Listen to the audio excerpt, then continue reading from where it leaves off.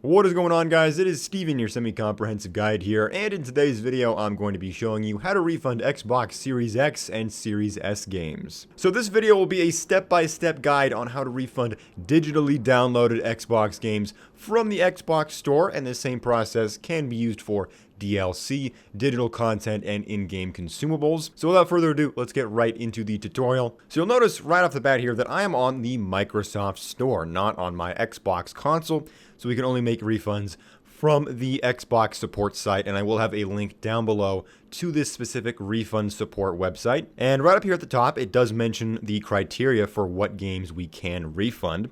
So refund requests can only be made on games that have been purchased within 14 days. Although there is an exception they note here that if we are unsatisfied with the license agreement or warranty, we have 30 days to get a refund. Although I'm not exactly sure what they mean by unsatisfied with the license agreement or warranty. So for this video, I'm just going to treat it as a 14-day return policy. And that's what you should treat it as well, because you'll most likely get a refund if it has been purchased within that 14-day time window. The second criteria is you cannot have accumulated a significant amount of playtime in the game you are trying to refund. What is a significant amount of playtime? Well, Microsoft does not answer that question here or really anywhere in my research. What I could find is that normally around the hour mark is what they consider to be the longest you can play a game and still have it refunded. Anything over that and it gets a little bit hairy. However, I did see people who had only played for 30 minutes and they were denied a refund, and some people played for up to 2 hours and they were still able to get a refund. So it really depends on the game, why you're refunding it, and Microsoft's return process as to whether you're going to get a refund. The game I'm trying to return today, I have played for around an hour.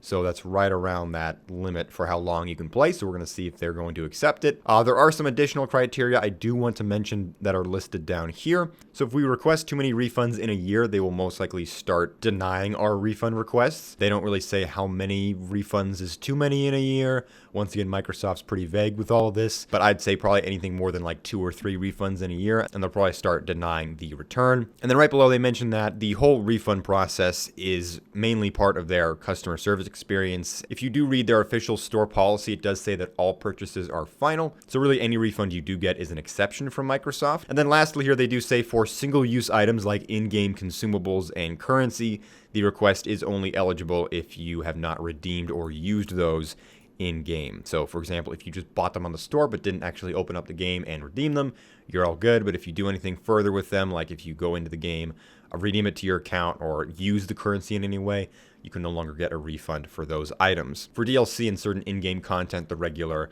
return policy still applies. So 14 days and significant playtime. Okay, so with that out of the way, let's actually get started with this return. So I'm going to be returning Hogwarts Legacy. It's a great game, but I already have it for PC, so I'm going to be returning it on my Xbox. So you'll notice this area right in the middle of the webpage lists all of the games that we are eligible to refund. If you don't see this and it says sign in, just click on that, sign in with the Microsoft account you used on your Xbox, and it's going to list all the games that you have that are eligible for a return. If your game is not showing up here for whatever reason, go down here to this first option where it says, why don't I see my purchase in the list? And then click on this where it says, I don't see a purchase in my order history. And then make sure that your game does not apply to any of these criteria.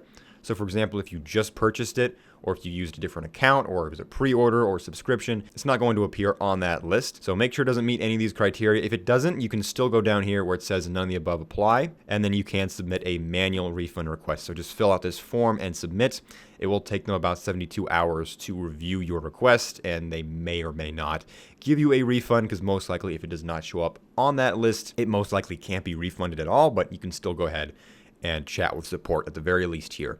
So let's head back to that main purchase screen. So I'm going to select my game on this list here, and I'm going to click request a refund. And it's going to have me fill out some details here. So it's going to have me select a reason for the return. So I'm going to say it was an accidental purchase. Obviously, you're going to be honest with this and select the reason why you're returning it. They don't really have an option where it says like you didn't like the game, so in that case you can just say it doesn't work. I'm just going to do accidental purchase for the sake of this video to make it easier, and then it's going to ask what happened. I'm just going to say I incorrect item purchased for the sake of this video, and they have a spot where you can fill out any additional details. So for example, if you're experiencing a bug or maybe you bought the wrong version of a game, this is a good spot to fill that information out here. I'm just going to leave that blank for now, and then lastly just confirm that the email listed here is correct. Mine is blacked out for the sake of this video, but make sure that yours matches your Microsoft account. And if all this looks good, then go ahead and select next. Go ahead and review the information and then click submit. Awesome. So it has been submitted, so it can take up to 72 hours for them to get back to us. So now we play the waiting game. Just keep an eye on your email.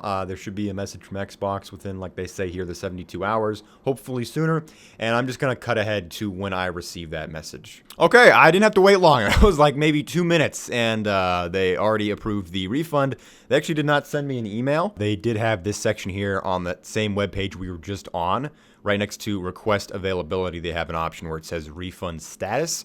So if you just click onto that, it will say if the request was approved or not. So mine was approved.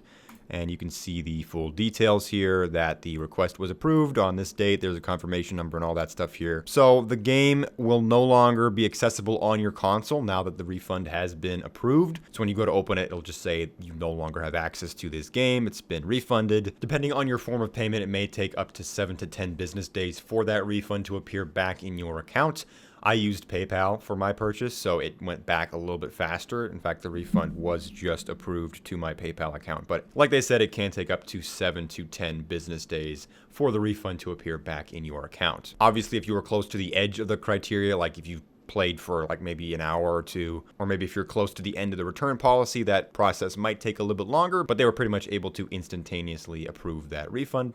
So that's awesome. If your refund request was denied, or for whatever reason there's some issue with this process, like it's taking longer than 72 hours, you can also contact Xbox support. You may be able to plead your case and they may make some kind of exception for you. I have seen it before, although it's not too common.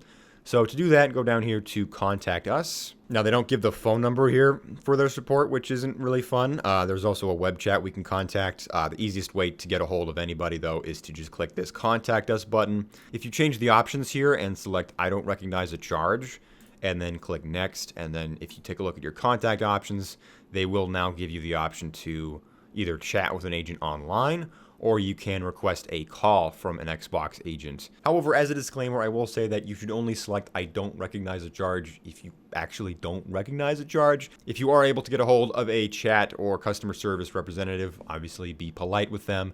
And if they still deny your refund request after you've explained the situation, you know, just accept it for what it is. They're just following their company policy, and just leave it at that. So those are the different ways you can get a refund from Xbox. Hopefully you are able to get a refund instantaneously like I was. If you have any questions about this process, be sure to leave them in the comments down below. If you enjoyed this video, be sure to leave a like, and if you enjoy my content, be sure to subscribe. Beyond that, though, I've been Steven, your semi-comprehensive guide, and be sure to have a wonderful rest of your day.